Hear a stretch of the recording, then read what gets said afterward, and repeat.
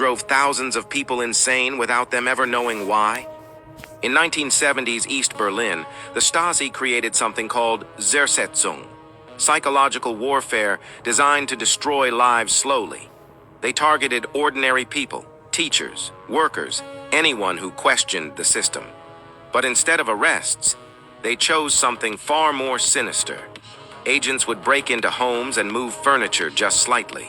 Mail would disappear or arrive opened.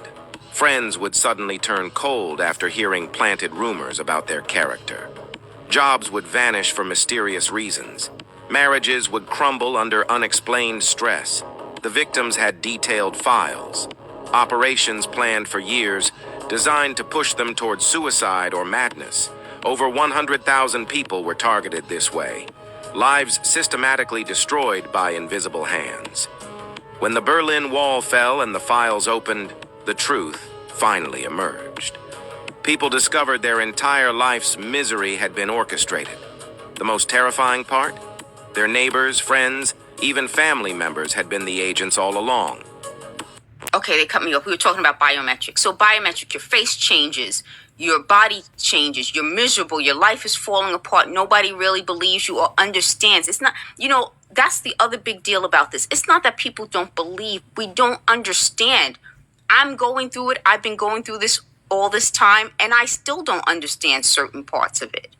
But I can't even imagine back when we're looking at videos people did from like years ago, when we didn't even have a clue this existed, and how it must have sounded to people who they told, like, oh, I'm hearing voices, people are talking to me, my face is changing, I lost my job because everyone's harassing me on my job, people are following me around, all of this together, people would say, like, you sound nuts, go to it, get some help, which is what these types of people will say.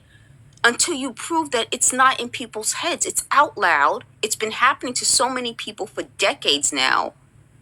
And why I changed it from a year or two, because even someone found a blog from 2007. I found news articles from 2000 and something. So that's 20 years ago, and nobody was talking about this stuff.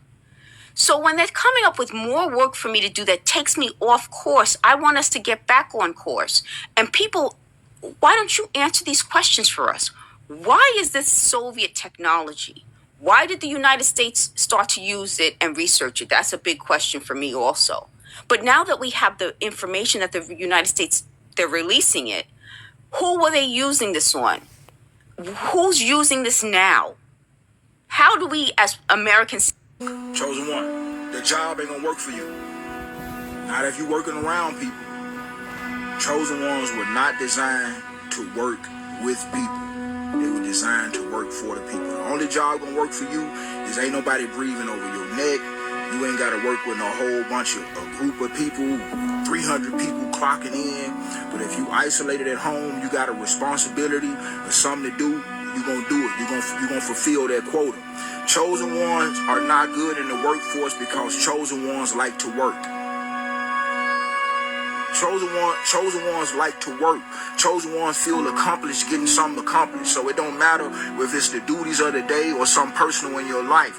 Chosen ones like to work. Therefore, the workforce is never going to like you because most people in the workforce don't like to work and you love to work. You got to figure out how to work for the people and not with the people. If you do food, make the people food so they can buy it. If you do clothes, make clothes. Do whatever you got to do. If you do music, put music out for the people, for them to buy it. If you do comedy, whatever it is, you gotta pull it out what's in you, and that's your employment. You are your employment. You have to work for the people. That's even if that's getting with a small group of people doing something non-profit to help people.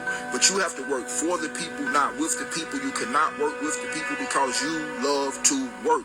That job is not for you, Chosen. I wanted God to know that even though I was going through the worst of times, I still recognized Him as being something greater than myself. I'm not going to give up my faith just because it's going bad for me, because He was there when I was living good. So I just want Him to know that, that I'm not no punk, I'm not soft-hearted, that when it gets bad, I'm going to be like, oh, I don't believe in God no more. I believe in God all the time, every day, all day, good and bad, rough and hard, 5 shots, jail time, everything, good time, $1 million, Benzes, all that. I always believe in God because he gave it all to me. Stay humble. Never forget where you came from. Stay hungry. Keep that fire in your soul. And stay true. Always be real with yourself and the world. Stay humble. You curse the chosen, you're signing your own spiritual death notice. Let that marinate. Because when you curse the chosen, you're not just fighting them, you're fighting God's favor on their life. When someone is chosen, they walk with divine protection. Every attack, every lie, every attempt to destroy them becomes return to sender. You can't curse what God has already blessed. You can't block what's divinely assigned. And you certainly can't destroy destiny that has been written before time began. Are the chosen tested? You bet. They get betrayed, misunderstood, and even isolated. But every setback only elevates them higher because their pain is their training ground. When you curse the chosen, you do it at your own peril because you're revealing your festering envy and spiritual blindness, sowing seeds that will backfire on you. Because here's the divine law. You can't touch what God has anointed. When you understand that, you'll stop competing with them and start learning from them. One of the scary things about a chosen one that goes through isolation is that once you realize that you can get through that and survive, you really don't want to be around people anymore because you see everybody's spirit and see them for what they are. So first we go through the stage where we're looking out for people. We're overgiving our hand. Then you get to the point where you're looking out for people. Like, I used to look out for people, now I look out for people. And that shit is just real because I feel the energy, so I don't want to kick it.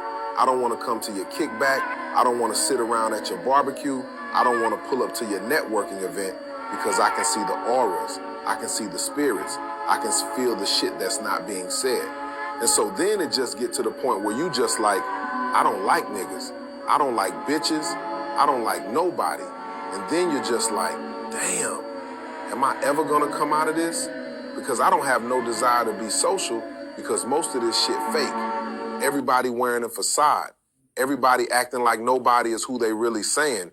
And so you just like, the friendships, the shit be so shallow, like bitches just want to be around some shit that look cute. The niggas don't care about real love. They give a fuck more about what they niggas think about the woman they dealing with and how it proceeds to everybody if they even really like the bitch or not. So it's just like, everybody lives in such fake energy. And when you chosen and you go through that isolation journey and you go through that storm, you just be like, bruh, it's better. I just like my company. This the realest motherfucking energy that I'ma get. Thrive or survive. Chosen ones survive family, fake friends, and spiritual assassination attempts. Still manage to smile like nothing's happened. But don't let that smile fool you. Behind that calm energy is a walking miracle, a divine enigma, a soul that's been ambushed by darkness, misunderstood by the very people they try to save, targeted not for what they did, but for who they are. That's a fact most people can't handle. Trauma doesn't always show up with scars. Sometimes it shows up as wisdom, silence, intuition, and a glow that makes demons uncomfortable. The truth is, the chosen ones weren't sent here to have an easy life. They were dropped into spiritual war zones with no manual, no backup, dealing with people who act like villains in a movie. You survived and resurrected in silence while everyone around you thought you were done. Now, you're about to shock people, not with revenge or anger, but how you transform yourself into someone they no longer recognize. The first thing you need to understand about secret societies is that there are different layers to secret society, okay? So in Scottish Rite Freemasonry, there are 33 grades. 33 grades. So you start at 1 and then you slowly climb, okay? Some people can skip. And at each different grade, you're taught different secrets or understanding of the world. So maybe here, you have 4 grades, okay? In the bottom grade, all you're taught is just to be a good person, to do good works, to do charity, to be kind. That's all you're taught, okay? But as you move up, you're taught something else, which is we can do God's work. Okay? God has given us a mission. We must do God's work. Okay? And up here is, we don't need God.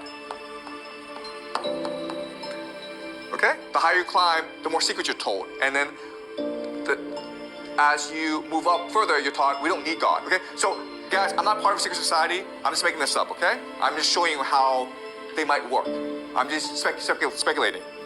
The last layer is, we can be God by killing God. Do you understand? So it's almost like school, right? In primary school, you work hard, you learn a lot. You go to high school. In high school, they teach you everything you learn in primary school is wrong. Let us teach you new knowledge. You work hard, you learn all this new knowledge. You go to university, the professors there are like, everything you learn in high school is wrong.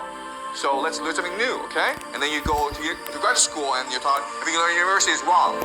Okay? So that's how these secret societies work. So the word we use is compartmentalize. So it's a need to know. Okay, does that make sense? You are only taught what you need to know at your grade. Okay? And as you can see, the secrets get worse and worse as you climb. So how do you maintain secrecy in the system? Okay? So there are two major mechanisms. Okay? The first major mechanism is incentives. Incentives. The idea here is the higher you climb, the more power you have. Okay? So these people in the middle, all they care about is maintaining their privilege. Okay? So does that make sense? Chosen ones never blended. Your spirit knows you were never ordinary. While others were being formed, you were being forged. While they got blessings, you got battles. While they got platforms, you were in despair. But here's the secret hell doesn't want you to know. Your despair was never punishment. It was preparation. Because chosen ones aren't put on display. They're put through the fire. Because those who survive the furnace can carry the flame. There is a reason the enemy fucked with your mind. Why betrayal hits you harder than most. Why you're tired yet unbroken. Crushed but never destroyed. For you were chosen. Not by man, not by even religion, bloodline, or birthright. But by a God who whispered your name before you were born. There is something embedded in you that hell can't delete. A divine code that screams untouchable. Group that's coming forward are going to talk about the fact that they have been in an illegal operation. This is key. I've said this since the early 90s. Nobody believed it. These guys are going to confirm it. Now, interestingly, when I was in Los Angeles last year, this team sent an armored vehicle to pick me up and drive me around. And the guy who was driving, who special forces guy, he turned to me, he says, "Thank you for what you're doing for those of us stuck on the other side." Because these guys coming forward are and were patriots, but they were young men. You're 18, 20, 22 years old. You're a special forces operator or whatever. You get moved into compartmented operations, which by nature, you don't know really anything except your operation. And you're told to do as you're told, and yes, sir. So they get pulled into these operations not knowing they're illegal. But the ones who are there now are senior enough. They're 30 years in. Or the senior guy is 29 years in these illegal black projects. And now, once he got to a certain level, they've been following my work for years, and they go, well, damn, I am in an illegal operation, and they know it. And sometimes they break down in tears talking about the horrible things they've done in these illegal operations. These are good men who have been caught in a horrible system. By the time they realize that they're in an illegal project, they've already been had and they can't get out. So what I've been trying to do is create a pathway that's safe for them to come out. So let me collect one more dot here, connect. Very important dot, Billy, for you. The information they're going to give me as they come forward, because they've gone to ground now, they're only communicating with me. I'm going to hand off to every celebrity and every media outlet and every influencer I know. And I need you guys to do the same thing. And it'll be open source. It'll be on a site that is blockchain protected, that's now stood up. And it's got to be seen by several billion people within a few days. So that means it's got to go wide. And the reason for it is that this summer he came to my place in Washington. And he says, we don't want to risk our lives and our families' lives. And the main guy has 3 children. 2 of them are still fairly young. And he doesn't want to have his whole family killed for no good reason. In other words, where this gets released and it's a tree that fell in the woods nobody heard. So I said, let me put together this asymmetric disclosure where regardless of what the bureaucrats in Washington do, or London, or anywhere else, it's seen by a large number of people. It's like what I've always said, you squeeze the toothpaste so hard out of the tube, it cannot be put back in.